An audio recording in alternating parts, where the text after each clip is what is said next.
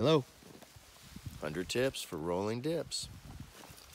Today we're going to talk about road rocking, just a little bit at least. One thing you got to keep in mind here is that when you're picking your rock, the best stuff you can find is actually your pit run material that you dig up locally because of two things. One, the rock is angular, which is good for the way it holds itself, but also you want to have some fine-grained materials in there. You don't just want pure rock. You don't want to rock a rolling dip or a road or anything like that with this nice river run round gravel. What you want is angular rock that's broken with some fine-grained materials mixed in it. That fine-grained material allows it to bind all of that rock together, right?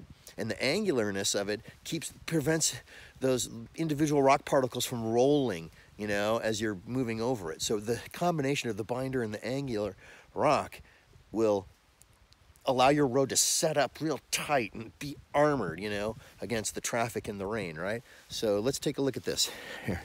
So here's some rock that got put on. You can see this is very rich clay material right here, not very nice, and that'd be slippery and everything. So they put the rock on this rolling dip, and you can see it's all track walked in. A couple people have driven over it since then, but you can see that the rock is pretty angular. Now this has quite a bit of fines in it, and we'll see how it performs through the winter. But either way, we've got broken angular rock bound together with fines, and as the tires come over it, you can see that it's going to start to compact and more and make a smoother driving surface, and eventually we'll drive out these cat tracks, right?